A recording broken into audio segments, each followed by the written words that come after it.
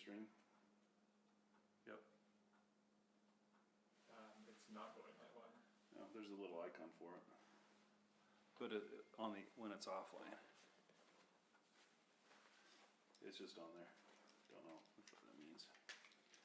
If it's not connected, it doesn't really matter.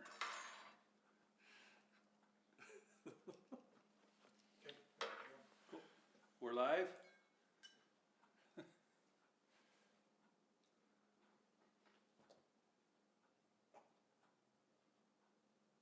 Yep. Hey. So can somebody be looking at the chat? Do you see the chat on the Rootstech, our own page? Yes, I'm on all of them right now. So. Okay. So I think we're live. Yay, we're live. SHOTBOX live. 2021 SHOTBOX virtual booth here at Rootstech. So live from our living room.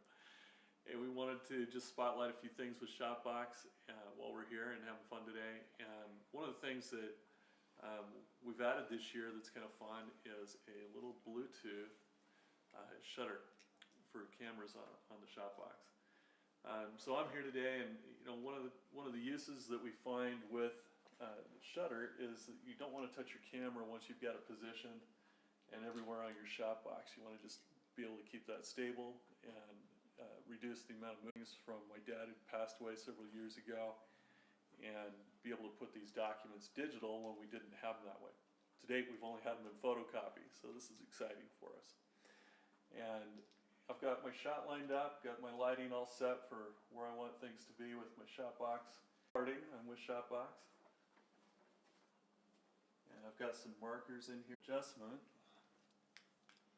I'm on to my next shot. So, just that quick, even with binders and scanning, get them out to the rest of the family, be able to keep them and archive them in a safe place digitally. This is a great way to do it, and our little SHOTBOX Bluetooth shutter makes a great add-on for our accessories. That's good stuff. And I think there's a few other items in how you set it up that we could talk about. One is getting the Bluetooth to pair with your phone. You had a little bit of trouble doing that, and we probably ought to go over that too.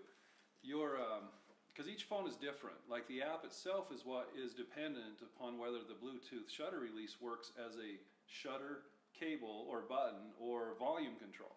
So you might run into where you press the button and it moves the volume up or down. And there's a few things trying to talk to each other here, but the first one is just whether the camera app itself was coded or designed to see that button press as a shutter.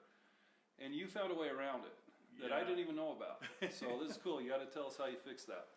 Well, the fun part is a lot of Bluetooth devices default to a volume control for what they control when you first connect up the Bluetooth.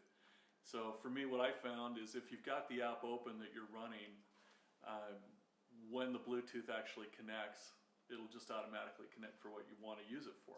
So in this case, I just opened my photo app on my Android phone and went ahead and did a long press on the Bluetooth shutter until the Bluetooth connected. But you did that first. You opened the app up first, and then went to just the Bluetooth to the button first, and then opened the app.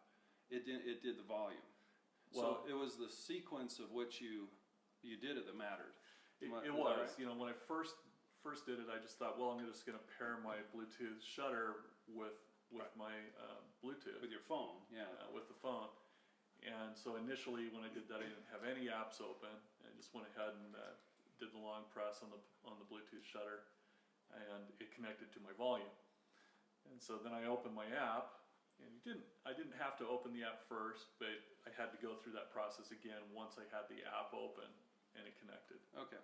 So you might have to kind of monkey with it a little bit. Most of the time it's going to connect without any trouble whenever you do the Bluetooth pairing.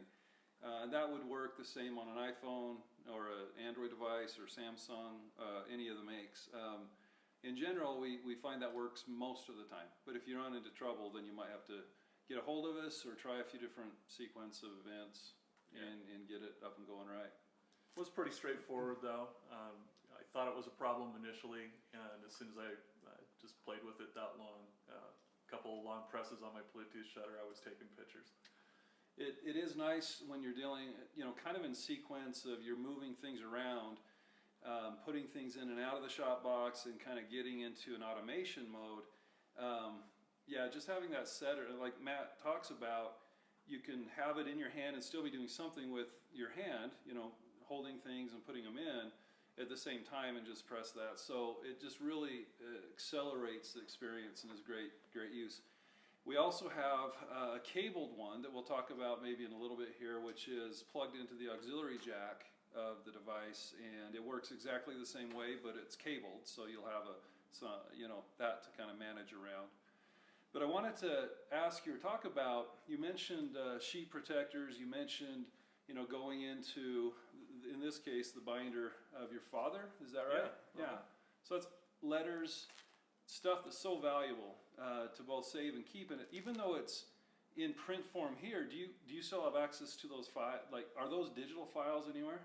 No, they're not digital anywhere. I mean, this was put together by my sister-in-law for our family at great effort, going through a lot of photocopying of the original record. She was the keeper of the archive, and she put all that together. But we only have, the copies that each family has of this binder. That's it. And she's got the originals. And photocopies, and I noticed in there, I was looking at that last night, those are dot matrix printouts. So even if you had the digital files somewhere on an old hard drive or floppy drive, chances are you've already lost those things. Yeah, the floppy disks have all corroded, they're gone. No luck with those anymore. This is the only remaining record, so it's got to be put back into a digital format if I'm going to share it with my kids and go forward with the rest of the family. And it's unfortunate that still has to be done, but that's kind of that's how it is right now. We have so much of this stuff, so much effort. I mean, how many hours and probably weeks she spent putting those all together, and how many copies did she have to make? How many of those did she make? She made like 10 copies. But it was an effort of months for one Christmas present one year. Yeah. And what an enduring, awesome gift to the family. This has just been invaluable to me as I go back through the history of my dad and see the words from the talks that he's given, or the letters to kids that he had put out that were contained in these books. And she did a great effort with a couple of volumes, but this is the only remaining record we have. And so we've got to put it back into a digital format that we can share. Well, and that's in a digital format. Now, we've settled into PDF as being the standard. It's actually stands for Portable Document Format. Adobe is the ones that made that happen, and it wasn't always that way. It was kind of this fight amongst companies to create standards that we then become used to, and they kind of won that war. There were some other document files, docs from Microsoft, of course, they have a standard doc within their system, but PDF has become the more universal standard to be shareable and viewable. That's nice now. Back then it wasn't even around. So as we digitize on the phone or in the camera, what's nice about doing it with a SHOTBOX and a scanner app, which is something that also is part of the usage of the SHOTBOX, is if you're taking pictures of photos or objects like we have here, you're going to set it up, you're going to use that most of the time with just your app that comes on the phone. Really good camera apps. There are other apps that you can go out and download, like Camera Plus, I think, is a really good camera app, and there's a lot of them. And if you're familiar with those, that's great. And you can use any camera app to take pictures of whatever, so that works really well. But when you're doing documents or binders and you're doing page after page, you want to use a scanner app, which is usually on an Android. It's going to be something like TurboScan, or even iPhone has TurboScan. That's a very good app, or Scanner Pro. And there's a lot of those as well, and it's kind of confusing. If you go into the App Store or the Google Play and type in scanner, you're probably going to see 100 apps. They're just all over. So you kind of have to find the right one. Sometimes it's confusing, and then you look at the ratings, and that can be confusing as well sometimes. But we recommend TurboScan. It's an easy name to remember, and Scanner Pro. And we have those listed on our site. You can contact us as well in the chat or anywhere, get a hold of us. If you come to shotbox.me, so SHOTBOX.me, we can always help you with those kind of questions. Aaron, you'd mentioned too a little bit about some of the different capabilities with the editing with different apps. That seems to be a key issue. Even if I'm lining up my shot just as perfect as I can get it straight off the top of my SHOTBOX, often I'll find I'm still doing a little cropping or still trying to do some editing. What have you found as far as the best editing tools there?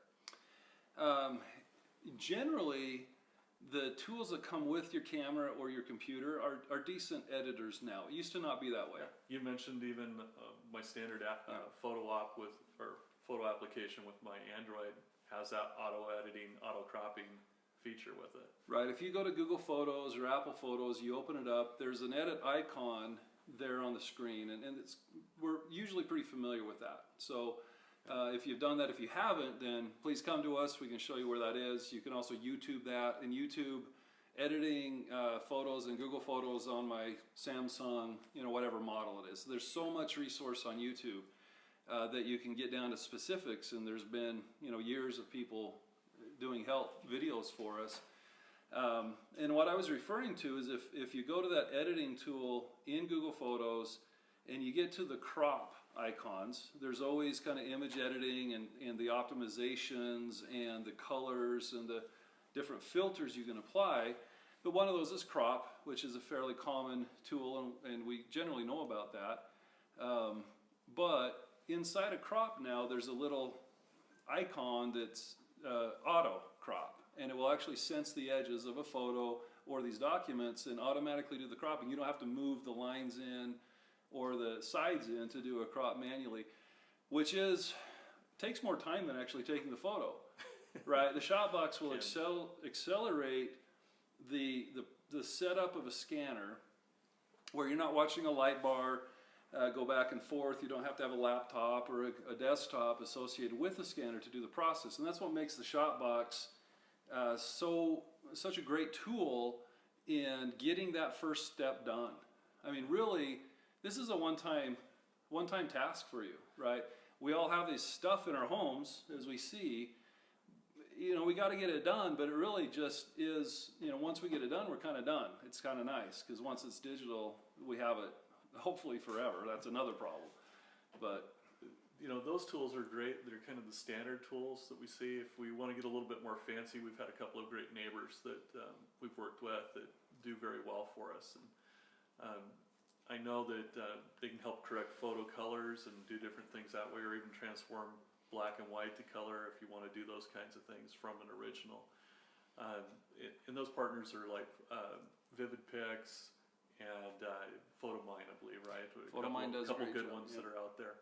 And even MyHeritage this last year on there, because these sites and these services, they deal with a lot of files, our files. And MyHeritage is doing a great colorization, if I can say that right, automated filter on theirs, and it's great. VividPix, of course, their tech is like Rick Voigt at VividPix. What a great guy! You might know him. He literally is everywhere, it seems. But he has patents all over his software. Grayed out, no matter what you do, you throw it into VividPix out. So that's a really good one that is probably the premier. PhotoMine does a great job too, but Rick takes it a little bit further. Yeah. So there's just a lot of resources that are out there, and I appreciate the tips and advice, not only for me, but for any of our viewers too, as we check things out. We'll keep the tips coming as we roll things forward, but I'm going to go back and play with my favorite accessory so far. This is by far my favorite. Well, you carry it around in your pocket. I do. It goes everywhere. It's not just for the SHOTBOX. But as we're live here at Rootstech, we'll just kind of keep it casual. We'll keep talking. We may work on something too boring if you're just watching this and we're not completely engaged in a project. But we'll just kind of keep the camera rolling, and you're going to kind of peer into what right now is my living room. Rootstech has been a great venue for us. This is our 8th year, and I'm Aaron Johnson. I didn't introduce myself in the middle of this, and scanning. And our phones, our cameras on our smartphones are so ridiculously good now that we really can compete with the traditional scanner and doing something with camera-based photography versus, you know, digital DPI stuff. So the SHOTBOX has been something I've worked many years, you know, on and for, and so many of you have one, and we constantly get the, you know, the feedback that you love it, that you use it for all sorts of things. And I agree, whether the memory is in an album or a scrapbook or a photo, memories are in everything, right? This is a recipe box from my wife's grandmother that's just, it's an heirloom, it's an archive.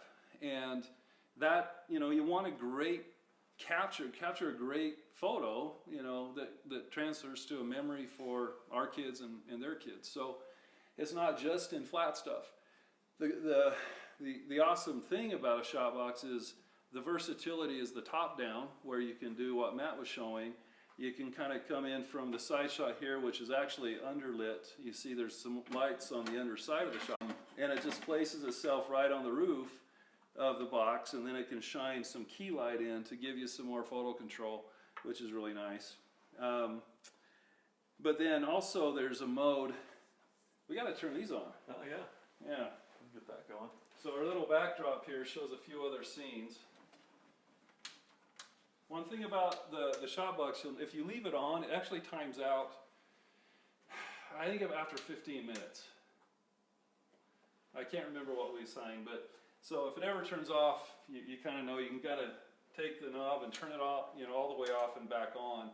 And that's actually the point that makes this so fun, is that you want to get it done. You know, you kind of in this technical mind mode. You got so much to do, books and you know, that take, you know, obviously it could be 200-300 pages in a book, but once you get into it, you start enjoying it. You start experiencing it.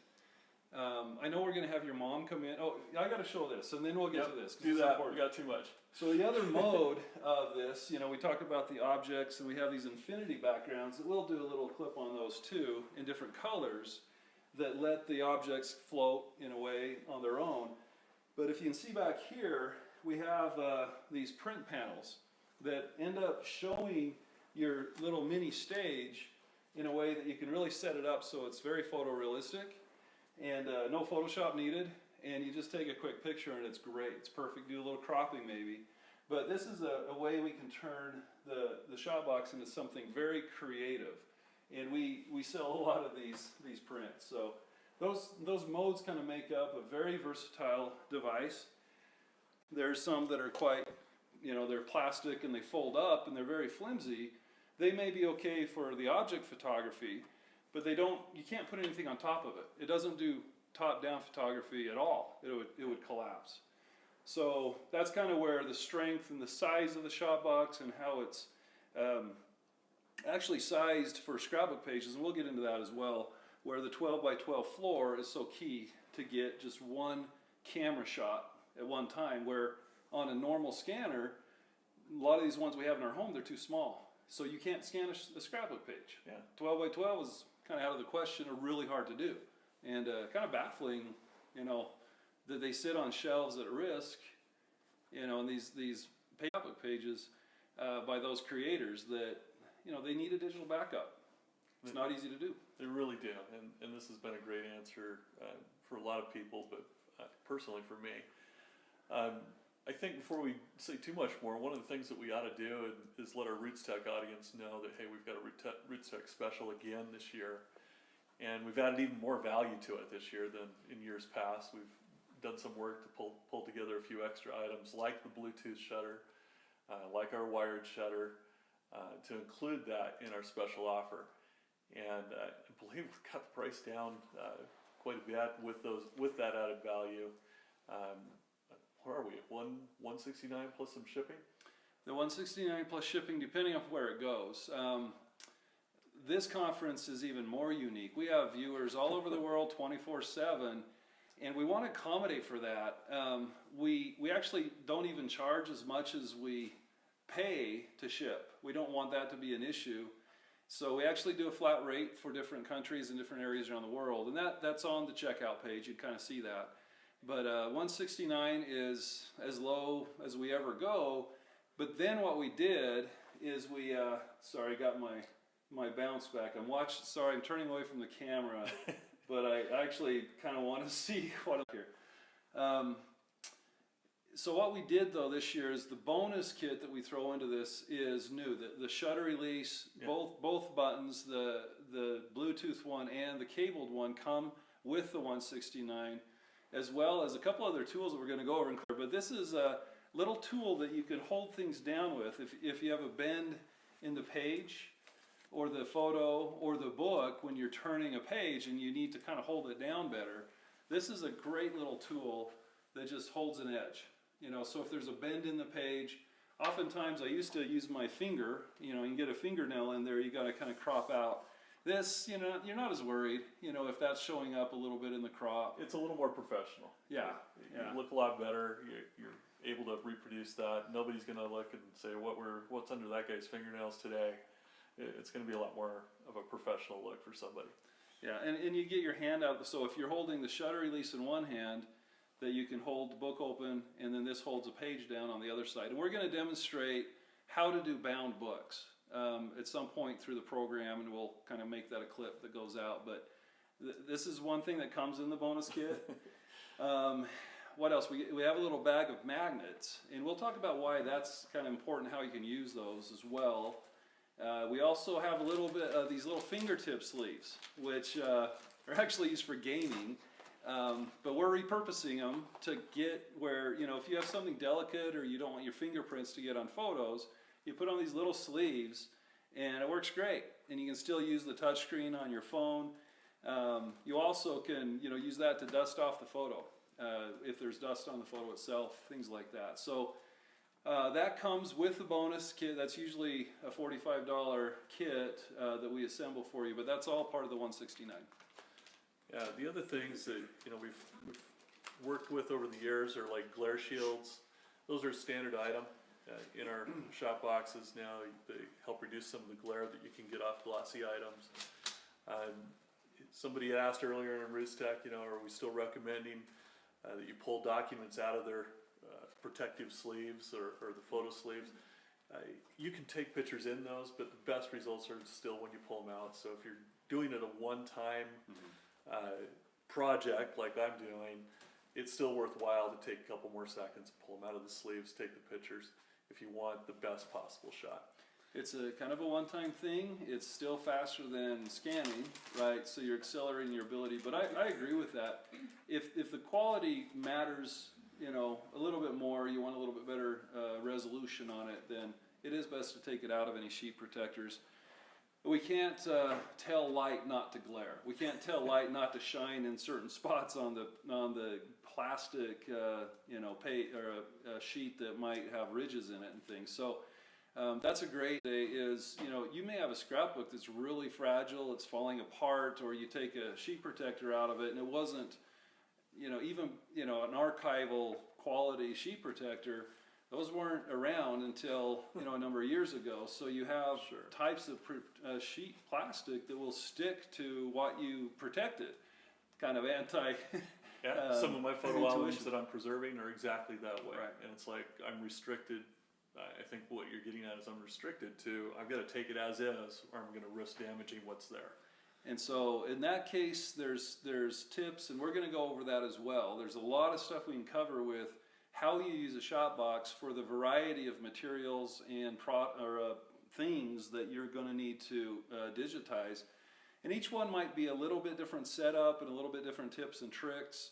And we'll kind of create those segments over Rootstech. So if you're watching this, be looking for the rest of the video series that we're going to be making and clipping out some of these different tutorial kind of things that we'll be making throughout this whole discussion. And just so you know, we're kind of like, again, we're casual. We got some of our crew in the background. I think you snickered at me. Yeah, that's Melissa. Just want you to know her name. But we have Noah, he's my son, and he's the brilliance behind all this. We have Cindy, who works our media, our social media, as well as relationships, and all the great stuff that's going to come out of this, and the creative things that go on Instagram and Facebook, and engage other influencers and bloggers. So Is leave it off. One of the segments we were considering doing is maybe doing a hacks with your SHOTBOX, different things that you can do for different lights and different settings, but we play around with ideas all the time trying to get the best shots, and we encourage everybody to do that. Use the box, use this as the tool to get the best possible presentation for what you want to shoot. Awesome. Well, let's take a break, and we'll be back in a little bit.